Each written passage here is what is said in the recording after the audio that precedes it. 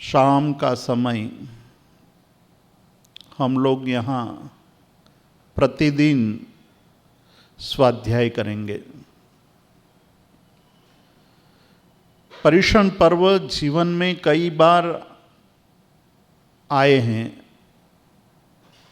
हमारे लिए ये पहला पर्युषण पर्व नहीं है। पहले भी पर्युषण पर्व की आराधना हम कर चुके हैं और इस बार भी हम पर्युषण पर्व की आराधना करेंगे। किंतु मैं आपसे इस पर्युषण पर्व को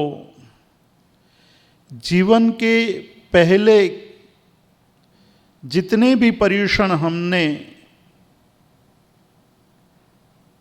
अनुभव किए हैं, जितनी भी आराधना की है, उससे कुछ नया, कुछ विशिष्ट आराधना करने के लिए यहाँ बात करूँगा। पर्युषण पर्व क्या है, क्यों है, उसकी आराधना कैसे करनी चाहिए, क्यों इस पर्व को सर्वाधिक महत्व दिया गया है, उसकी बात हम करेंगे इन दिनों में।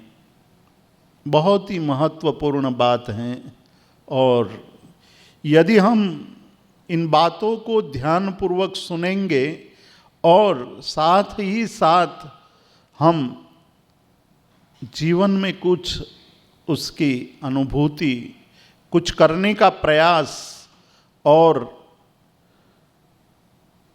इन 8 दिनों में हम कुछ आचरण करने की कोशिश करेंगे तो निश्चित रूप से हमारे जीवन में जितने पर्युषण बीत गए हैं उससे कुछ अधिक अनुभूति वाला इस पर्युषण पर्व रहेगा।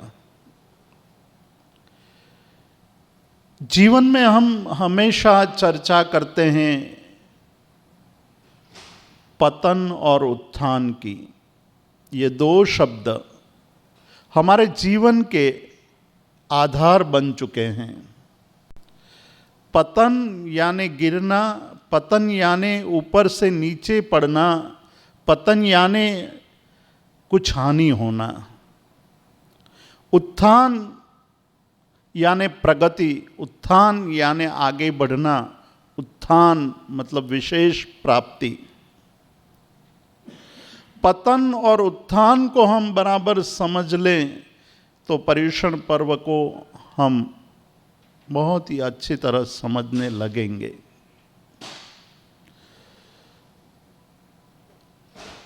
हमारा जीवन पतन और उत्थान के बीच बह रहा है। यूं कहें कि एक ऐसी जीवन नदी है, एक छोर पर पतन है, एक छोर पर उत्थान है।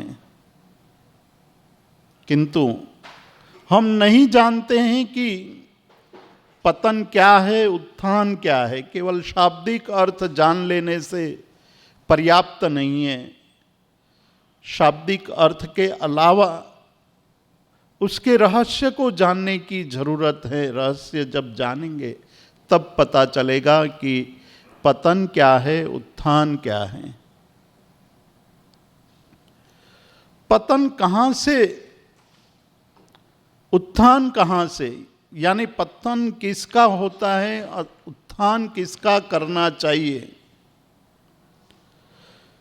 हमारा अधिकतर जीवन पतन और उत्थान की जब बात करते हैं तब सबसे पहले हम यही बात करते हैं कि आज से 25 साल पहले फला आदमी जब आया था तो जेब में केवल $15-20 थे।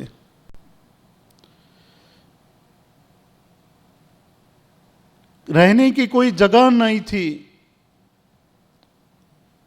काम करने की कोई जगह नहीं थी, कोई मित्र न थे।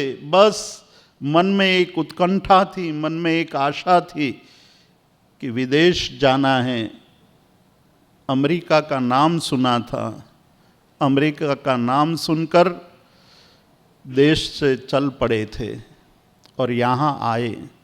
यहाँ आकर धीरे धीरे धीरे यहाँ की सिस्टम को, यहाँ की पद्धति को जान लिया, अध्ययन किया, व्यापार किया, व्यवसाय किया और आज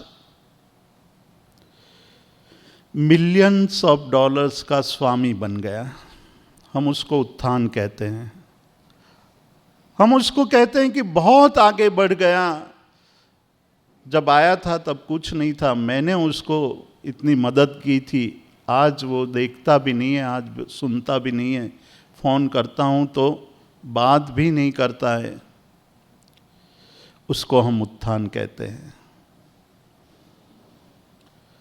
और जब बहुत सारे पैसे, बहुत सारे डॉलर्स हमारे पास हो और रिसेशन आ जाए, मंदी की बाढ़ आ जाए, यूरोपियन कंट्रीज की मंदी की असर, मंदी का प्रभाव यहाँ के व्यवसाय पर पड़ने लगे, तब हम कहने लगते हैं कि हमारा व्यवसाय धीरे धीरे कम होता जा रहा है, पूरी सिस्टम बदल रही है, काम करने के तरीके बदल रहे हैं, पहले जितनी मौज मजा थी उतनी मौज मजा नहीं रही आज। उसको हम पतन गिनते हैं। अर्थात हमारे पतन और हमारे उत्थान का आधार क्या है? भौतिकता का विकास, भौतिकता की उपलब्धि, बाह्य सामग्रियों की प्राप्ति, उसको हम उत्थान कहते हैं। और जब छूटने लगता है तब हम पतन कहते हैं। क्या यह पतन और ये उत्थान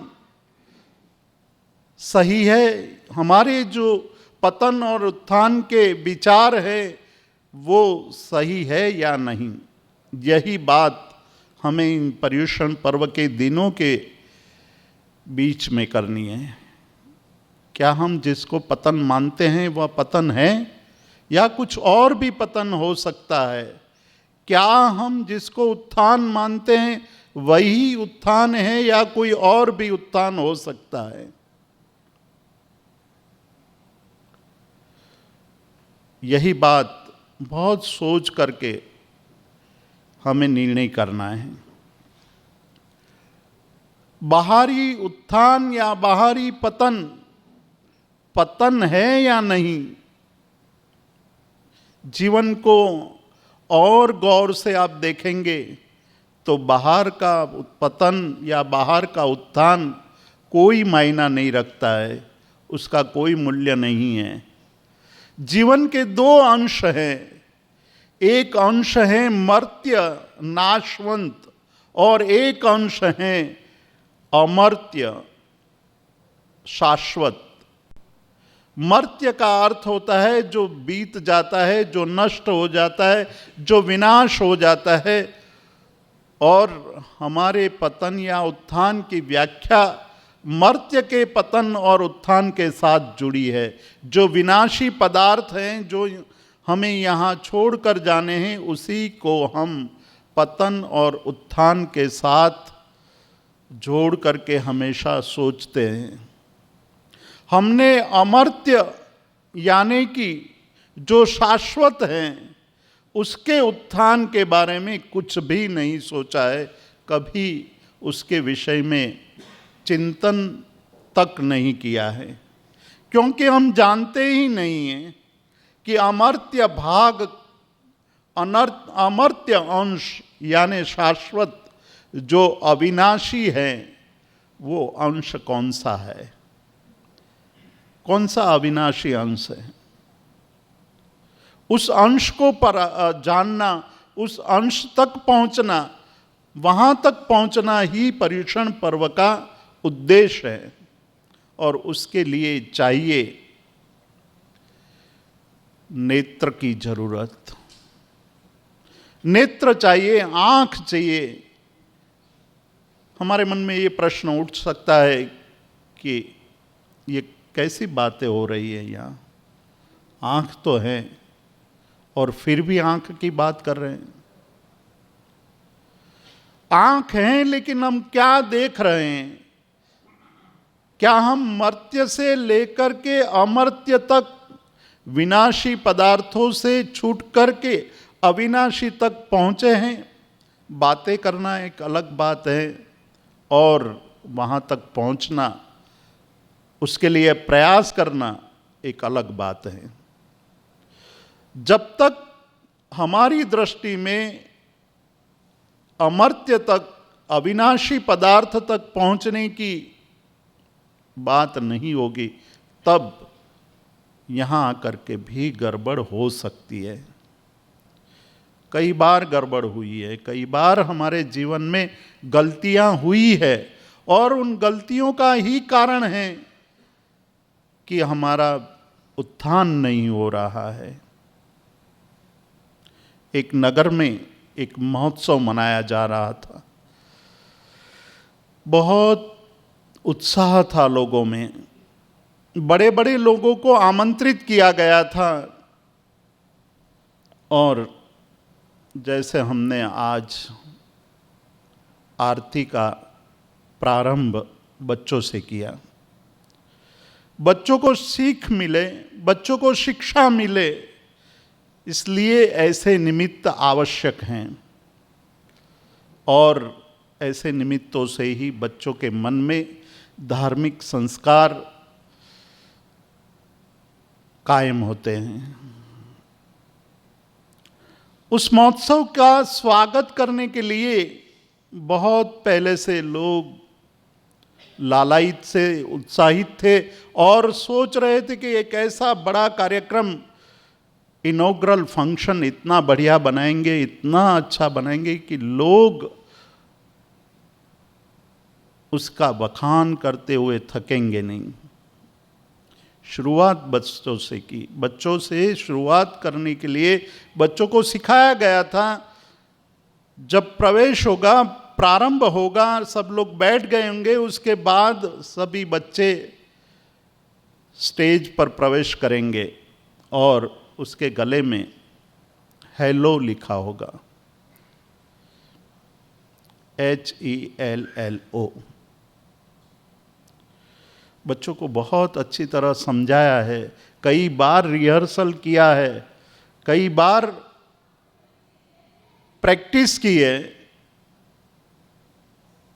वो जिसके गले में लगा हुआ था, वह बच्चा जिस दिन कार्यक्रम शुरू हो रहा था, सभी बच्चे प्रवेश कर चुके थे, वो जिसके गले में लगा हुआ था वो भूल गया कि मुझे कहाँ खड़ा रहना है। गलती से पीछे खड़े रहने की बजाय वो आगे खड़ा रह गया। अब सब जानते हैं कि ओ हेल का क्या अर्थ होता है। जहां आमंत्रण, स्वागत, हम कहते कि स्वागतम स्वागतम सुस्वागतम, और उसकी जगह पर ओ नरक, ये सब आ गए, नरक जैसी स्थिति बन गई, तो क्या होगा? हम हर बार जिसके गले में ओ लटका हुआ है, वह बच्चा जैसी गलती कर रहा है वैसी ही गलतियां कर रहे हैं, और उस गलती के कारण हमारे पर्युषण की जो आराधना सार्थक बननी चाहिए वो अभी तक सार्थक नहीं बनी है। दृष्टि की बात इसीलिए मैं यहां कर रहा हूं, नेत्र की बात, आंखों की बात इसलिए कर रहा हूं कि आंख का मूल्य, आंख का महत्व बहुत है साधना की दृष्टि से। जैसे जीवन जीने की दृष्टि में, साधना, जीवन जीने के लिए, व्यवहार के लिए आंखों का महत्व है। यदि आंख नहीं है तो जीवन अंधकारमय बन जाता है, जीवन जीना मुश्किल हो जाता है। उसी तरह साधना के क्षेत्र में आंखों का, दृष्टि जिसको कहते हैं, उसका बहुत ही मूल्य है।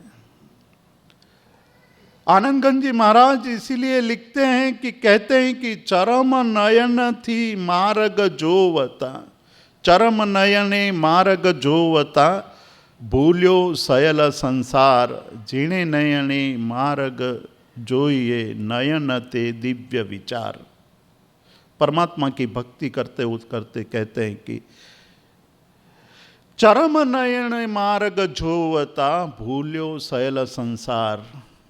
जब लोग केवल चर्म चक्षु से यानी इस चमड़ी की आंखों से देखते हैं तो मैं ये मानता हूं कि यह सारा संसार भटका हुआ है। सारे संसार के सभी लोग भटक रहे हैं, उनको पता नहीं है कि वो कहाँ क्या प्राप्त करने के लिए क्या कर रहे हैं। दिन बीत रहे हैं, वर्षों बीत रहे हैं और वैसे ही जीवन भी समाप्त हो जाएगा। चरम नयने मार्ग जोवता, भूल्यो सयल संसार। ચામડાની આંખોથી જ્યારે લોકો આ સંસારને જોવાની વાત કરે છે ત્યારે એવું લાગે છે કે આખો સંસાર ભૂલો પડ્યો હોય। આખો સંસાર એટલે સંસારના તમામે તમામ મનુષ્યો જાણે ભૂલા પડ્યા હોય એવું લાગે છે। તો શું કરવું જોઈએ, क्या करना चाहिए? જેણે નયણે માર્ગ જોઈએ, जीणे नयने मार्ग जोइए नयन ते दिव्य विचार। वो ऐसा मार्ग देखने की कोशिश करनी चाहिए और वो कोशिश जिस दृष्टि से जिस आंखों से हम देख सकते हैं उसकी हमें खोज करनी है।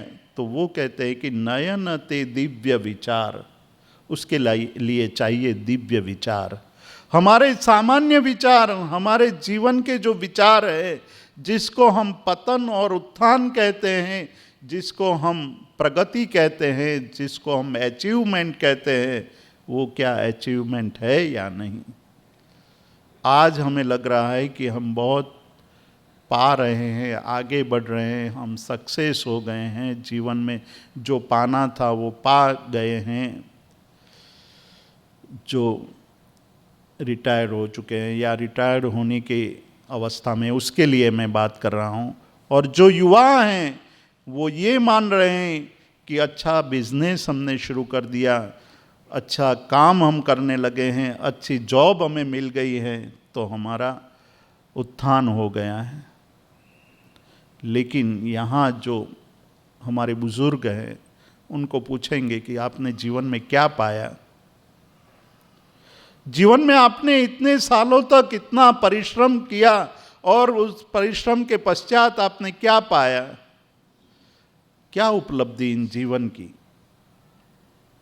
जीवन की उपलब्धि का यह प्रश्न बहुत ही बड़ा और गंभीर है और इन्हीं की चर्चा इन दिनों में करनी है। नयन को यहाँ उपमा दी है दिव्य विचार को। हमारे सामान्य विचार में से हमें दिव्य विचार की तरफ जाना पड़ेगा और दिव्य विचार हैं अशाश्वत अनित्य से नित्य की तरफ देखने की कोशिश करना, अनित्य को छोड़ करके नित्य की तरफ जाना। एक गांव में एक बड़ा नास्तिक रहता था। उस नास्तिक को ईश्वर के प्रति कोई श्रद्धा नहीं थी। हम जानते हैं कि नास्तिक जो होता है वो हमेशा यही मानता है कि ईश्वर है ही नहीं, ईश्वर नहीं है, जो भी कुछ है वो हम ही हैं और हमारे द्वारा ही कार्य होता है। हमारी सिद्धियों का आधार भी हमारा पुरुषार्थ है और हमारी असफलता का कारण भी हमारी कार्य पद्धति है। सफलता असफलता मनुष्य के खुद के द्वारा निष्पन्न होती है, उत्पन्न होती है, उसमें किसी और का सहारा नहीं होता है। इसलिए सबसे पहले तो ईश्वर का नाम ही मिट जाता है। दूसरी बात, जब ये पुरुषार्थ की आती है तो पुण्य पाप जैसी कोई बात नहीं है। तो पुण्य और पाप जैसे तत्व को वो मानता नहीं है, और पुण्य और पाप को जब नहीं मानता है तो पूर्व भव और पश्चात भव की बात भी अपने आप समाप्त हो जाती है।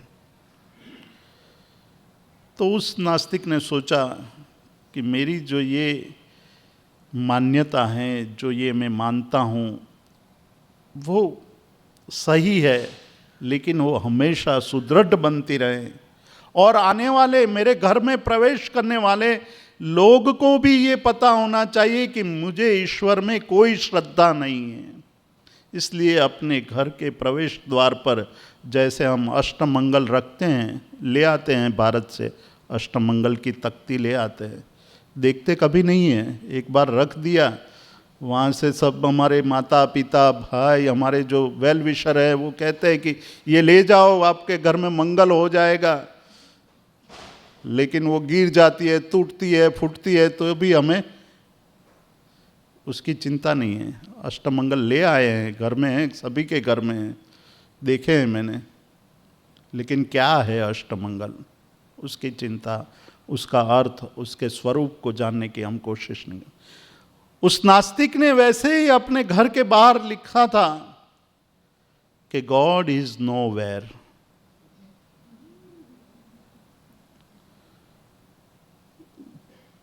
परमात्मा कहीं भी नहीं है। एक दिन एक बच्चा आया, पढ़ना शुरू ही किया था, उसने पढ़ा कि God is now here, W को आगे पढ़ लिया कि गॉड इज नाउ हियर। ये बात जब बच्चा पढ़ रहा था, ये वो सुन रहा था, उसने कहा कि अरे ये बच्चा क्या पढ़ रहा है, परमात्मा अभी यहीं है। हम सही बात को भी गलत करते हैं, बच्चे होते हैं, सही को गलत को सही कर देते हैं, लेकिन फिर भी हम उसको मिटा करके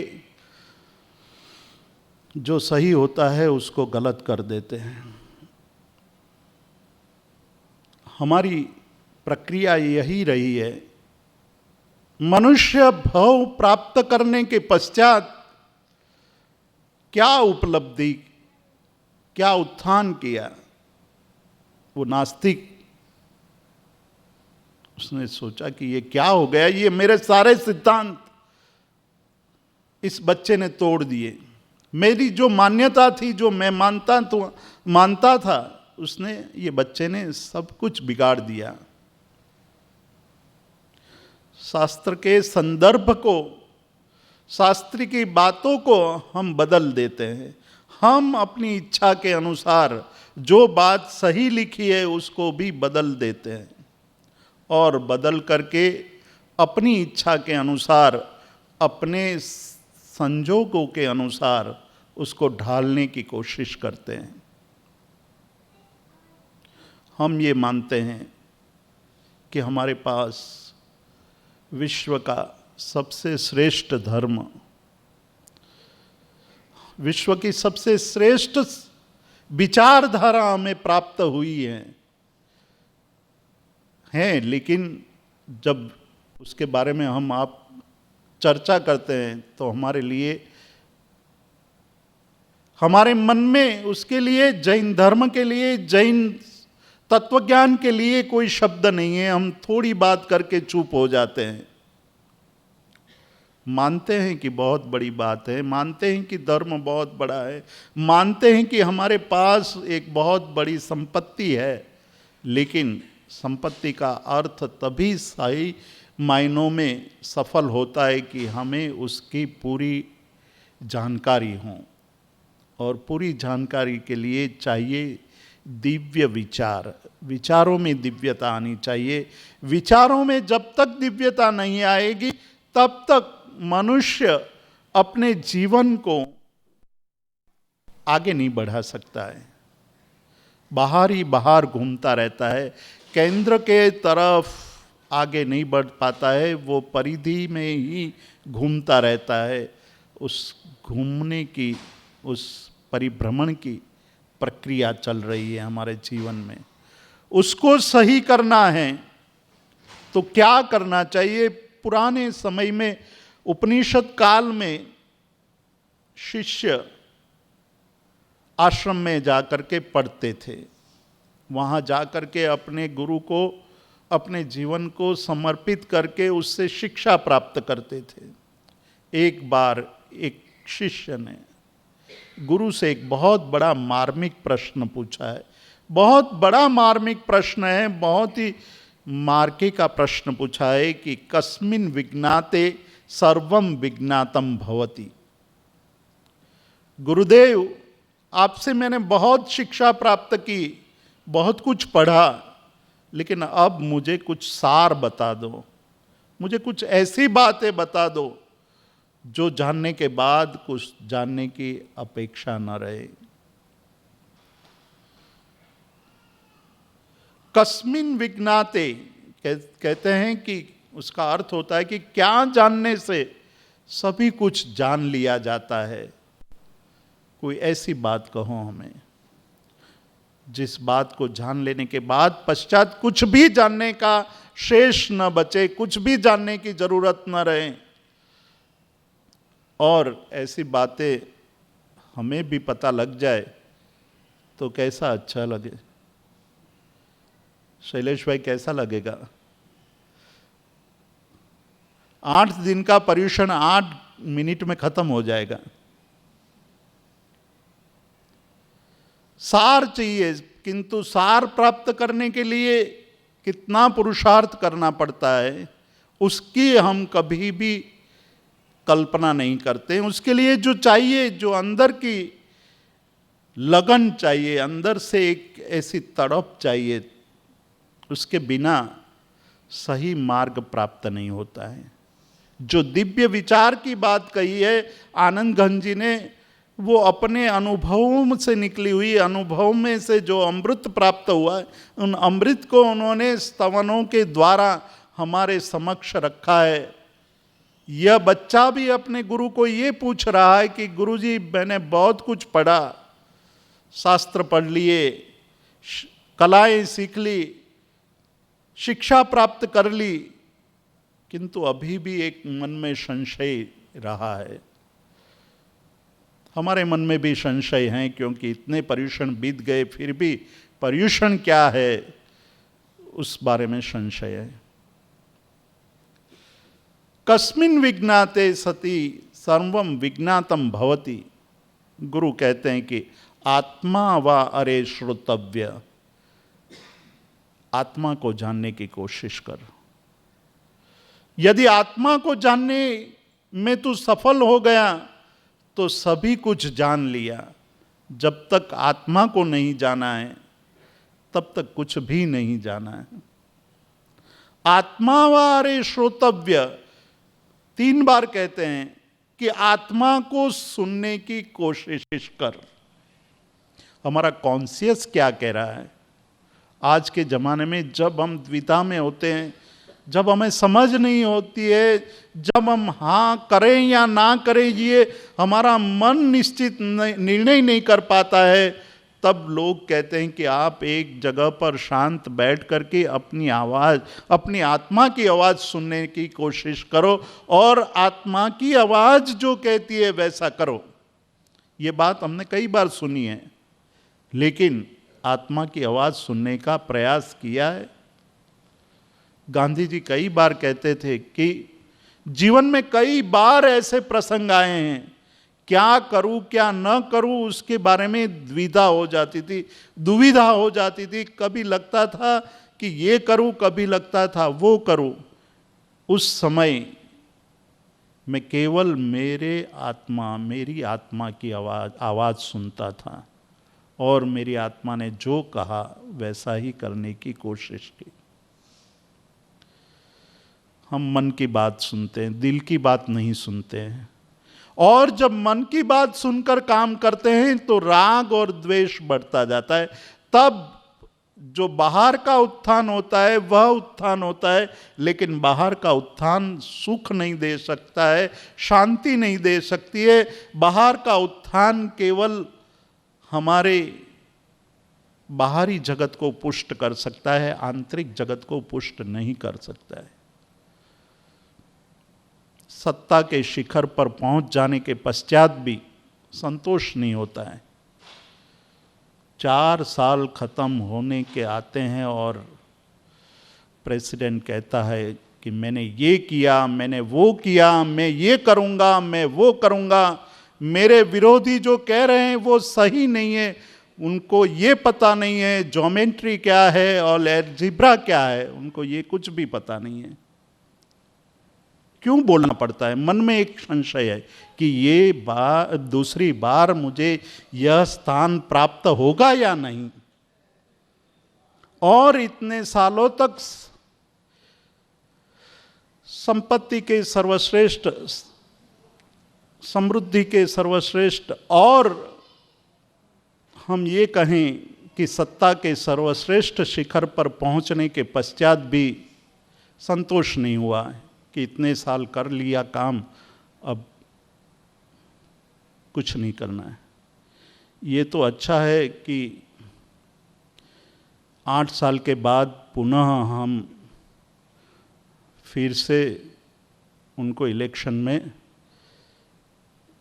खड़े नहीं रहने देते, नहीं तो भारत जैसी ही हालत हो जाए। भारत में जो प्राइम मिनिस्टर बनता है वो जिंदा रहे तब तक बना रहता है। उसका कारण क्या है? उसके अंदर क्या पड़ी है बात की जिसके कारण ये ऐसी स्थितियां निर्मित होती है? कारण एक ही है कि आत्मा को नहीं जाना है। हमने जो जाना है वो केवल बाहर के तत्व को जाना है। बाहर से हम जानते हैं, बाहर की पुष्टि से हम जानते कि हम बड़े हो गए। प्रेसिडेंट बन जाने से मतलब सबकी एक दुनिया होती है, सबका एक संसार होता है। थोड़ा आगे बढ़े तो लगता है कि मैं मेरे बिजनेस में प्रेसिडेंट बन जाऊं, थोड़ा आगे बढ़े तो लगता है कि मैं अपने गांव में प्रेसिडेंट बन जाऊं, थोड़ा और आगे बढ़ता है तो कि अब मैं जैन सेंटर में भी प्रेसिडेंट बन जाऊं, थोड़ा और आगे बढ़ता है तो सोचता है कि मैं मेयर बन जाऊं। लेकिन क्या मतलब उसका? उसका मतलब क्या? हमारे आत्मा को हमने जाना नहीं तो वो बनने के पश्चात भी हमेशा यही भाव बना रहेगा कि हम जो बने हैं वो बने रहें, और हम अपने अंदर झांकेंगे नहीं तो हमेशा यही अपूर्णता की बात हमेशा बनी रहेगी। कोशिश यही करेंगे कि हमारा ये स्थान शाश्वत रहे। इसलिए उपनिषद के ऋषि अपने शिष्य को कहते हैं कि शिष्य यदि कुछ पाना है, मुझे यहाँ एक बहुत अच्छी बात याद आ रही है, महाभारत की है, ययाति की कथा है। महाभारत में ययाति नाम का एक पात्र है, बहुत ही बड़ा सुलझा हुआ पात्र है, हमें बहुत बड़ा उपदेश दे रहा है। ययाति के 100 पुत्र हैं। 100 साल के पश्चात उनके राज्य, संपत्ति, समृद्धि, सभी कुछ, 100 पुत्र का मतलब है कितने साल तक उसने राज्य किया होगा। एक दिन यम आया और यम ने कहा कि भाई मैं तुझे लेने आया हूं, तुम्हारा कार्यकाल समाप्त हो गया, अब आपको मेरे साथ चलना है। ययाति कहता है कि नहीं, अभी मुझे इस संसार में रहना है, अभी मैं और रहना चाहता हूं, मुझे मत ले जाओ। जैसे यहां के डॉक्टर आदमी को मरने नहीं देते हैं, जिंदा ही रखना चाहते हैं। जिंदा रहें या ना रहे वो बात अलग है, लेकिन हर समय प्रयास करते हैं कि जिंदा रह जाएं। कोशिश यही बनी रहती है। वहां ययाति कहता है कि अभी मुझे यहां रहने दो, अभी मुझे कुछ करना है, बहुत कुछ बाकी है। तो कहते कि आपके 100 पुत्र हैं, इतना सारा, इतने सालों तक आपने राज भोग लिया और अभी भी यहीं रहना है, क्या बात है? तो कहा नहीं, अभी थोड़ा और समय दीजिए। तो कहा कितना समय चाहिए आपको? तो कि 100 साल और चाहिए। तो कहा कि ऐसे तो मिल नहीं सकता है, उसके बदले में आपको कुछ मूल्य चुकाना होगा। क्या मूल्य चाहिए आपको? मैं राजा हूं, जो चाहिए मेरा धन भंडार सब कुछ खुला कर दूंगा। उसने कहा कि मुझे और पैसे नहीं चाहिए, कुछ भी नहीं चाहिए, मुझे घूस नहीं चाहिए तुम्हारी, मुझे केवल तुम्हारे एक पुत्र की आत्मा चाहिए, मुझे एक तुम्हारा पुत्र चाहिए। यदि तुम्हारा कोई एक पुत्र मेरे साथ आने के लिए राजी हो जाए तो 100 साल आपको मिल सकते हैं। उसने कहा कि इसमें कौन सी बड़ी बात है, 100 पुत्र हैं, मेरे हैं, मैंने पैदा किए हैं, मैंने उसको पाला है, मैंने पोसा है, मैंने उसको बड़े किए हैं, थोड़ा समय दीजिए। तो कहा थोड़ा समय दे सकता हूँ। बड़े पुत्र को बोला है, उसने कहा कि पिताजी, पुत्र मेरी एक बात मानो। तो कहा क्या? बात ऐसी है कि समय आ गया है, मेरा यम आ चुके हैं और मुझे अभी भी जीने की इच्छा है, जिजीविषा है, मैं जीना चाहता हूं, मैं थोड़ा और समय चाहता हूं। बड़ा पुत्र था, अनुभवी था, सबसे ज्यादा उसको पोसा था, समझदार था, पढ़ाया था। पुत्र ने कहा कि पिताजी, आप दीर्घायुष्य हो, आप दीर्घायु हो, वो तो मैं भी चाहता हूं कि आप और साल जियो, लेकिन मैं तो प्रतीक्षा कर रहा हूं कि आप गद्दी कब खाली करो। गद्दी खाली कर दो, मैं चाहता हूं कि मैं राजा बनूं। अब आप न तो मरते हैं न छोड़ते हैं। बच्चे ने बहुत ही ऑनेस्टली बता दिया कि मैं ये चाहता हूं। पढ़ा होगा कहीं ऐसे अमेरिका जैसे में ऑनेस्ट था, भारत जैसे बच्चे नहीं थे कि हाँ हाँ करके ना कर दें। ययाति ने सोचा कि ये बच्चा तो मानेगा नहीं, ये सबसे बड़ा है, लेकिन उसको ही जीने की इच्छा है, तो मैं कैसे अपने लिए उसके जीवन की आहुति चाहूं। दूसरे बच्चे को बुलाया, तीसरे बच्चे को बुलाया, सबको बुलाया, सबने मना कर दिया। एक सबसे छोटा बच्चा था, वो बच्चा था, उनको लगा कि ये बच्चा है, छोटा है, 15-16 साल का है, उनको अभी अनुभव भी नहीं है, उनको बुला करके मैं क्या कहूँगा। उनको बुलाया और बच्चे ने कहा कि बच्चों को कहा कि बेटा, मैं चाहता हूँ कि मुझे और जीवन चाहिए। बच्चा विनम्र था, रुजु था, सरल था। उसने कहा कि पिताजी क्या चाहिए उसके लिए? तो कहा कि मुझे यहाँ जीना है और उसके लिए आपको यम के साथ जाना पड़ेगा। बच्चा बड़ा होशियार था, चतुर भी था। उसने सोचा कि पिताजी को 100 साल के बाद, मतलब इतने सालों के बाद भी 100 साल जीने की इच्छा हो रही है और मैं भी बड़ा होऊंगा तो मेरी भी यही हालत होगी, मेरा भी यही हाल होगा। उसकी बजाय, बड़े होने की बजाय यहाँ से जाना ही अच्छा है। इसलिए कहा कि पिताजी मैं तैयार हूँ, मैं जाने के लिए तैयार हूँ, आप जो कहो, मेरे लिए आप सर्वस्व हो, आप बुला लो यम को और मुझे लेकर चले जाएं। यम आए, छोटे बच्चे को लेकर चले गए। 100 साल और मंजूर हो गए, जीने के लिए 100 साल मिल गए। फिर 100 साल बाद यम आया। यम ने कहा कि चलो भाई, अब शुरू हो गया, आपका काल आ गया। तो कहा कि नहीं, अभी और कुछ समय दीजिए। क्या कहते हैं हम डॉक्टर को? हमारी ये हालत है। ययाति का पात्र हमें ये उपदेश दे रहा है कि मनुष्य के अंदर जिजीविषा पड़ी हुई है, चाहे कितना भी समय मिल जाए, पर जब तक अंदर की दृष्टि खुलती नहीं है तब तक कुछ भी नहीं होता है। गुरजेब का एक शिष्य ऑस्पेंस्की, उस ऑस्पेंस्की ने भी एक ऐसी ही कहानी लिखी है, एक ऐसा ही नॉवेल लिखा है। उसमें ये कहा कि मेरे पास यम आकर के मुझे कहते हैं कि चलो आप चलो, तो कहता है, विनंती करता है, प्रार्थना करता है कि थोड़ा और समय दे दीजिए। यम खुश भी हो जाता है, उसको 100 साल और दे भी देते हैं। 100 साल जब मिल गए तो पहले क्षण में ये भाव आ गए कि अभी मेरे पास 100 साल पड़े हुए हैं, अभी इतनी क्या देरी है, क्या जल्दी है, क्या कर इतना करने की हमारे पास उतावल है, जिसको हम गुजराती में उतावल कहते हैं। इतनी अर्जेंसी क्या है? 100 साल के बाद देखेंगे, जब समय बीतेगा धीरे धीरे जागृत हो जाऊंगा, और जब वो आएंगे तो मेरा काम खत्म कर लूंगा। ये पहला क्षण जब 100 साल उसको ग्रांटेड हो गए, तब 100 साल की जब ग्रांट मिल गई तो यही सोचने लगा, और धीरे धीरे धीरे धीरे वही जैसी जिंदगी पहले 100 साल में जी थी वैसी ही जिंदगी वो जीने लगा।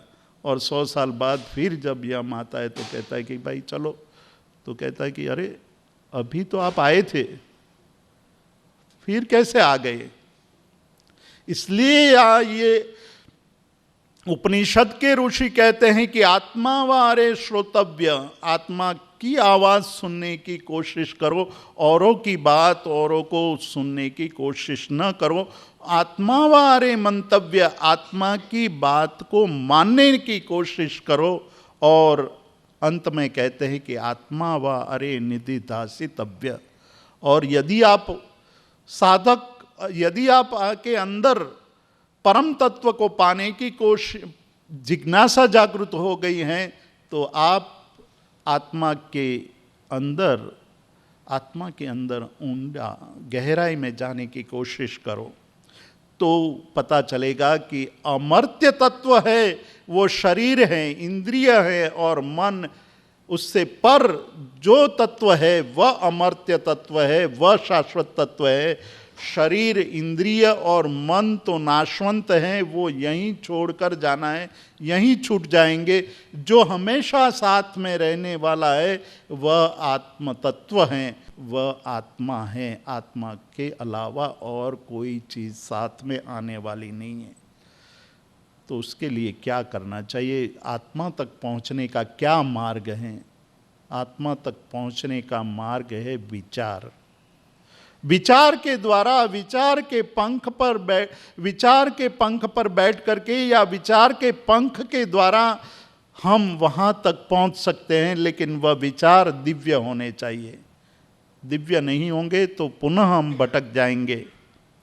तो आज के जो शुभ दिन की शुरुआत हुई है, पर्युषण पर्व की शुरुआत हुई है, वह पर्युषण पर्व दिव्य विचार करने के लिए हैं। आज तक हमने शरीर, मन और इंद्रियों के विचार में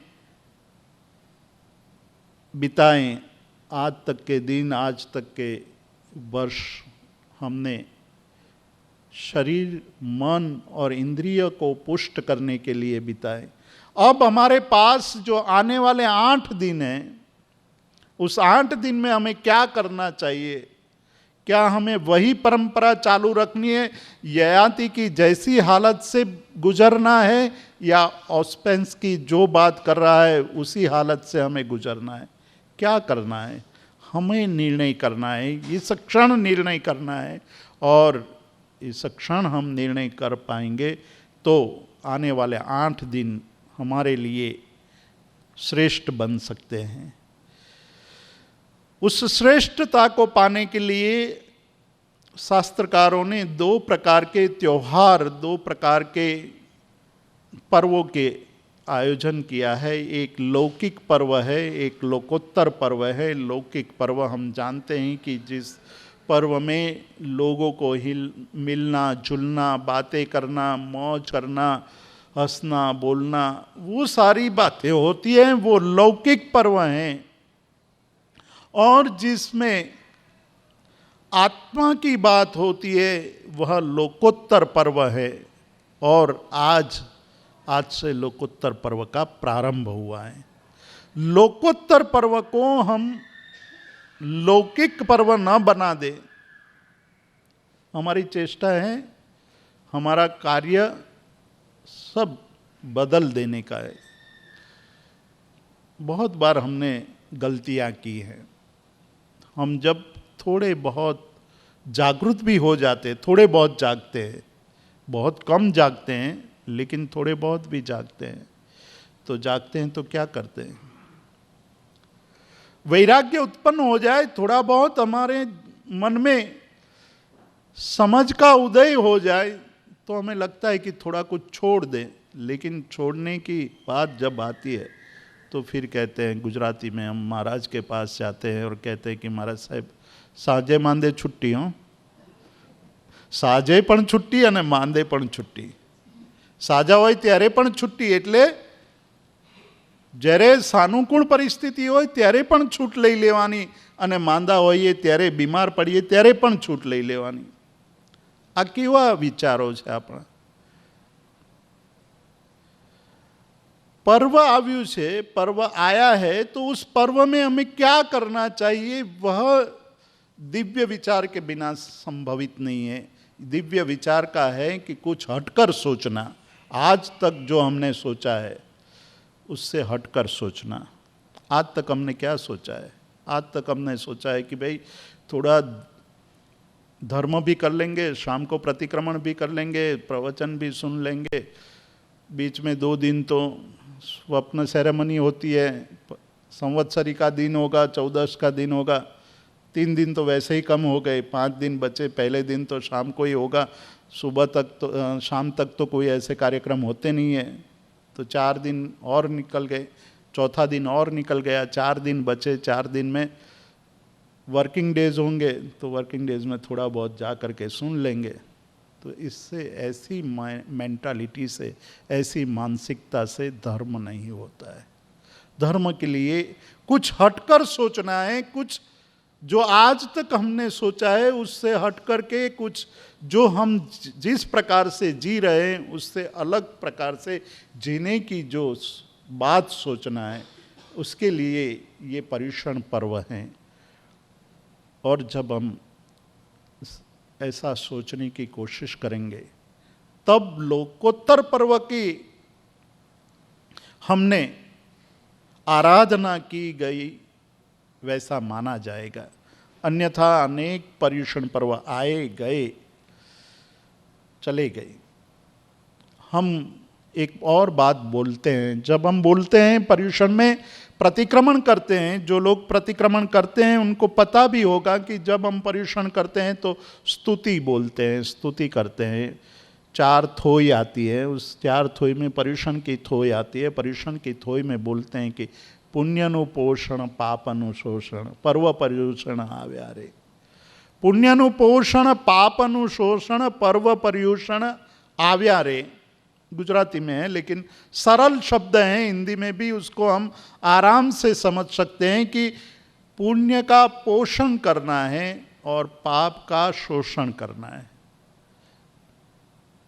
हमारे लिए पुण्य क्या है और पाप क्या है, उसमें भी हमने गड़बड़ कर दी है, मिलावट कर दी है। मिलावट करने का इतना अभ्यास हो चुका है कि जिस तरह से हमने आत्मा में देह का आरोप कर दिया, देह में आत्मा का आरोप कर दिया है, वैसे ही पुण्य और पाप में भी मिलावट कर दिए।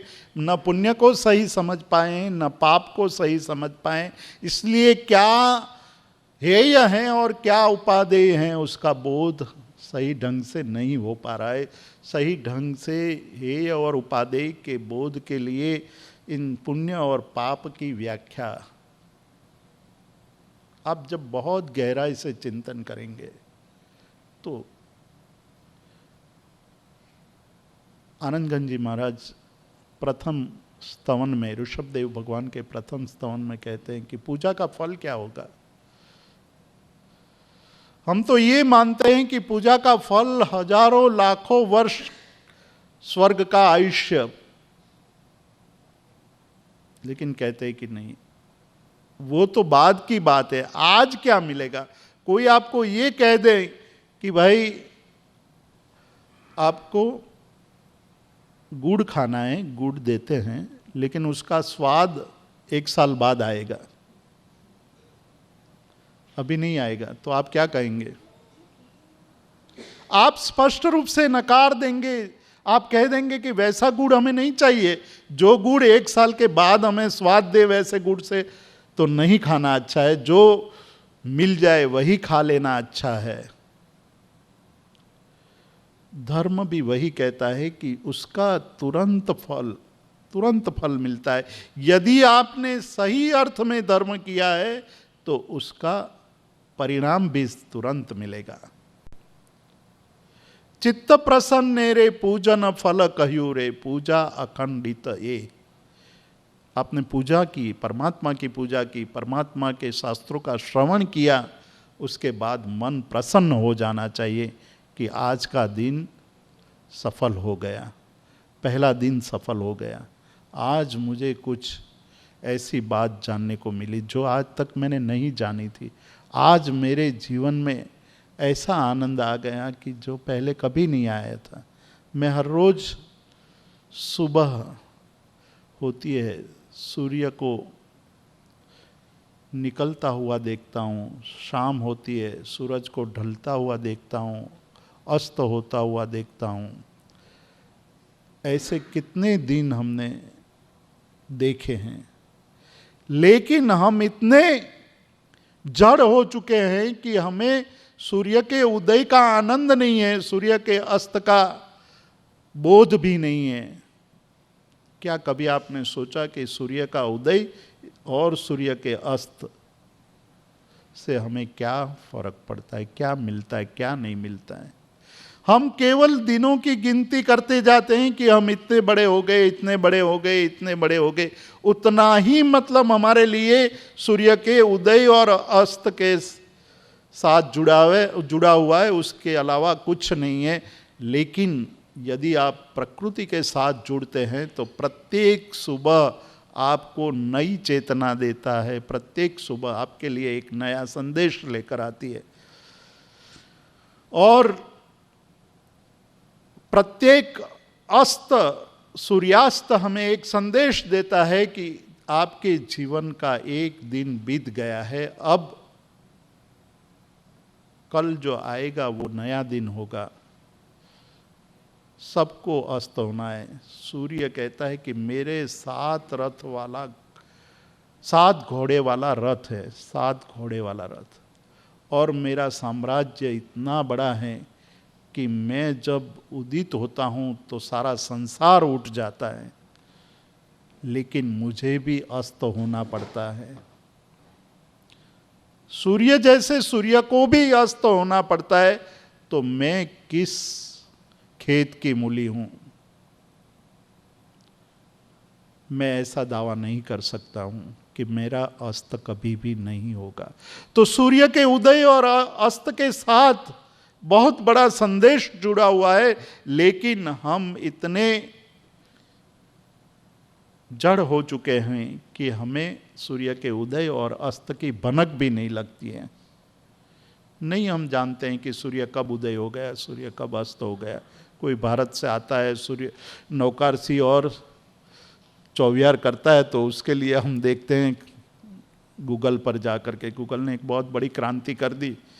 हमने एक बार गांधी आश्रम में, गांधी जी के आश्रम में एक इंटरव्यू रखा था। गांधी आश्रम के कुछ कामों के साथ मैं जुड़ा हुआ हूँ, इसलिए तो हमने सोचा कि गांधी जी का काम है, गांधी जी ने बहुत बड़ा काम किया है, तो कोई अच्छा आदमी मिल जाए तो इस काम को आगे बढ़ाएं। मिनिमम क्वालिफिकेशन हमने रखा था कि जिसने एमबीए में फर्स्ट क्लास से एमबीए पास किया हो, उसी को हम बुलाएंगे इंटरव्यू के लिए। करीब 60 लोगों की एप्लीकेशन आई। हम घबरा गए थे, गांधी जी के आश्रम में काम करने के लिए फर्स्ट क्लास पास MBA। हमने कहा कि ये इंटरव्यू बहुत लंबे चलेंगे, बहुत टाइम लगेगा, सुबह से लेकर शाम तक चलेगा, पता नहीं खत्म होगा कि नहीं। कई युवकों को हमने पूछा कि गांधी जी के बारे में क्या जानते हो, तो कहा कि कुछ नहीं जानते, बस ये अखबार में निकला था कि इंटरव्यू है, अच्छी नौकरी मिल जाएगी, सर्विस अच्छी मिल जाएगी, गवर्नमेंट की जॉब है, पैसे अच्छे मिल जाएंगे, इसलिए आ गए हैं। तो हमने कहा कि ये गांधी जी के आश्रम में आप काम करने आए हैं, पैसे तो अच्छे मिलने ही हैं, जो एडवर्टाइज की थी उसमें सारे नियम लिख दिए थे, कितनी तनख्वाह मिलने वाली है वो भी लिख दिया था, उससे आकर्षित होकर के युवान लोग आए थे। लेकिन उनको जब हमने पूछा कि गांधी जी के बारे में क्या जानते, तो कहा कुछ नहीं जानते। तो कहा कि कैसे जानोगे, हम थोड़े लिबरल हो गए, हमने सोचा कि इसी में से किसी को पसंद करना है, तो कहा क्या करेंगे, तो कि गूगल में जा कर के सर्च कर लेंगे कि गांधी जी क्या थे। हमें पंचांग चाहिए तो हम देख लेते कि जैन पंचांग है कि नहीं गूगल में, 99 सेंट में मिल जाए तो और आनंदित हो जाते हैं, और फ्री में हो तो तुरंत लोड कर लेते हैं, डाउनलोड करते हैं। लेकिन जब यूज करने की बात आती है तो कितना करते हैं हम। सुविधा है हमारे पास, सुविधा होने के पश्चात हम क्या करते हैं, हमारे जीवन में हम कितना आगे सोचते हैं। तो पुण्य का पोषण पाप का शोषण, उससे क्या लेना है। तो पुण्य का पोषण का पहला सीधा अर्थ है कि मन की प्रसन्नता, चित्त प्रसन्ने रे पूजन फल कयूरे। ये तो आनंद घन जी की बात है। शास्त्र क्या कहते हैं, तो कहते हैं कि उपसर्गाक्षयम यान्ति छिद्यन्ते विघ्न वल्लय मन प्रसन्नता मेति पूज्यमाने जिनेश्वरे। कि जब हम जिनेश्वर भगवान की पूजा करते हैं तो सबसे पहला फल हमें क्या मिलेगा, तो कहते हैं कि मन की प्रसन्नता। आपका मन प्रसन्न हो जाएगा, आपकी आत्मा प्रसन्न हो जाएगी, आपको ये लगेगा कि आज का दिन सफल हो गया, इतने दिन ऐसे ही बीत गए, आज मुझे आनंद आया। तो ये धर्म का अर्थ है, ये धर्म का मर्म है। और वही बात ये कहते हैं कि पाप का शोषण करना है, अर्थात अप्रसन्नता को नष्ट कर देनी है, प्रसन्नता को उजागर करनी है, प्रसन्नता को प्रगटाना है। तो वही पर्व का मतलब है कि आत्मिक प्रसन्नता को जगाना है। आत्मिक प्रसन्नता कैसे जागेगी, आत्मिक प्रसन्नता को जगाने के लिए चाहिए इन 8 दिनों में कम से कम, वैसे तो पूरा जीवन वैसा होना चाहिए, लेकिन हमारे पास इतना समय नहीं है, हम इतने व्यस्त हो चुके हैं, हम ऐसे परिवेश में जी रहे हैं, हम एक ऐसे माहौल में जी रहे हैं कि जहाँ कुछ भी करने के लिए वीकेंड की हमें अपेक्षा रहती है। उस माहौल में कम से कम इतनी ही अपेक्षा करनी चाहिए कि कम से कम इन 8 दिनों में अधिक से अधिक समय हम मन की प्रसन्नता प्राप्त करने की कोशिश करें। मन कैसे प्रसन्न रहे, मन को अप्रसन्न न होने दें। मन की प्रसन्नता की बात हम आगे करने वाले हैं। तो उसके लिए क्या चाहिए, तो कहते हैं कि जो अशाश्वत 3 पदार्थ, जो मर्त्य, जो नाशवंत 3 तत्व हमने बताए थे शुरुआत में, जिसकी चर्चा की थी कि शरीर, मन और इंद्रिय, उनका कम से कम ध्यान रहे और आत्मा की सबसे ज़्यादा जागृति रहे। आत्मा के विषय में हमारा मन, हमारा चिंतन और बढ़े, यही बात इन 8 दिनों में करनी है।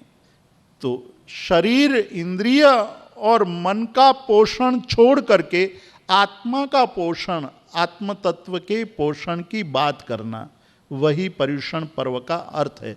इसलिए पर्युषण शब्द है वो परि, वस और अन्न, इन 3 शब्दों से बना हुआ है।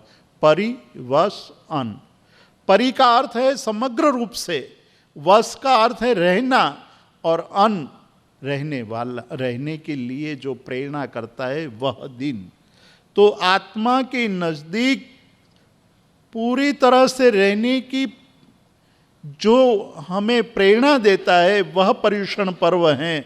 और इसीलिए यहाँ कहते हैं कि शरीर का शोषण हो तो होने दो, केवल ये 8 दिनों में शरीर का शोषण होता है तो होने दो, आत्मा का पोषण हो वैसा प्रयास करना है। आत्मा का पोषण करने के लिए शरीर के पोषण को गौण करना पड़ेगा।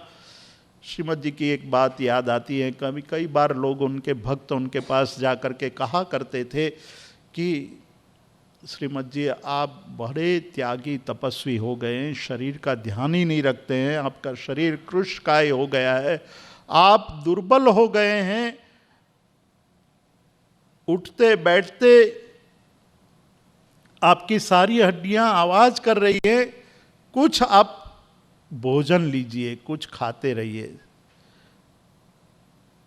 तो श्रीमद जी कहा करते थे कि मेरे पास 2 बगीचे हैं, 2 उद्यान हैं, 2 गार्डन हैं, एक शरीर का गार्डन है, एक आत्मा का गार्डन है, और मैं एक साथ दोनों को हरा भरा नहीं रख सकता हूं। यदि मैं शरीर को हरा भरा रखने की कोशिश करता हूं तो मेरा आत्मा का जो गार्डन है वो उजड़ जाता है, और यदि मैं आत्मा के गार्डन को हरा भरा रखने की कोशिश करता हूं तो निश्चित रूप से शरीर का जो उद्यान है वो उजड़ जाएगा। अब निर्णय ये करना है कि हमें किसको महत्व देना है, क्या महत्वपूर्ण है, इस मनुष्य जन्म को प्राप्त करके हमें क्या प्राप्त करना है, मनुष्य जन्म प्राप्त करके हमें क्या उपलब्धि करना है, कौन सा उत्थान करना है। उस उत्थान के लिए हमें आत्मा के बगीचे को पुष्ट करना है या शरीर के बगीचे को। कहते हैं कि कोई बात नहीं, ये परिवेश, ये अवस्थाएं, ये माहौल वैसा है तो कम से कम 8 दिन तो अभ्यास करो, 8 दिन तो ये बात करो कि आत्मा की ही बात करनी है। शरीर का शोषण हो तो होने दो। शरीर के शोषण का मतलब है तप। इस तप करने से शरीर को थोड़ी पीड़ा होगी, लेकिन आत्मा को तो कुछ न कुछ लाभ जरूर होगा। तो इस पर्युषण के द्वारा हमें ये बोध देते हैं कि हमें मिथ्यात्व से सम्यक्त्व की ओर आगे बढ़ना है। मिथ्यात्व में से निकल करके कम से कम 8 दिन ऐसे प्रयास करने हैं कि हम सम्यक्त्व की तरफ प्रयाण करें, हम ममता से निकल करके समता की ओर आगे बढ़े। ये शब्द याद रखने हैं। इन 8 दिनों में हम कई बातें दोहराएंगे या कई बातें ऐसी होगी कि जिसका अनुसंधान बाद में आता रहेगा। यदि आपके मन में ये शब्द 8 दिनों तक स्थिर रहेंगे तो आने वाले दिनों में हमें बहुत ही आनंद आएगा। मिथ्यात्व से निकल करके सम्यक्त्व के लिए प्रयास करना है, ममता से निकल करके समता की तरफ आगे बढ़ना है, और अज्ञान से निकल करके सम्यक ज्ञान की तरफ आगे बढ़ना है, सम्यक ज्ञान की ओर आगे बढ़ना है। मिथ्यात्व, ममता और अज्ञान, इन 3 को कम करना है, इन 3 को छोड़ना है। छोड़ने जैसे हैं, छोड़ सके तो अच्छा है, लेकिन छूटता नहीं है। एक चर्च में कन्वेंशन था, सभी पादरी लोग आए हुए थे। कन्वेंशन में इतना ज़्यादा कार्यक्रम रखे गए थे कि दिन भर में केवल 1 घंटे का समय ऐसा रखा गया था कि जिसमें कोई अपनी इच्छा के मुजब जो करना चाहे वो कर सकते। लेकिन उस वक्त भी प्रेयर करनी थी। तो तात्विक रूप से देखा जाए, गहनता से देखा जाए तो कुछ भी समय ऐसा नहीं था कि जिसमें आप अपनी इच्छा के मुजब कर सको, क्योंकि प्रार्थना भी तो करनी थी, और प्रार्थना करने के लिए वो केवल 1 घंटा जो बाकी बचता था वही बचता था। तो वहाँ 2 पादरी ऐसे थे जिसको स्मोकिंग करने की आदत थी। स्मोक किए बिना, सिगारेट पिए बिना उसको चलता नहीं था। उसने सोचा कि क्या करें हम।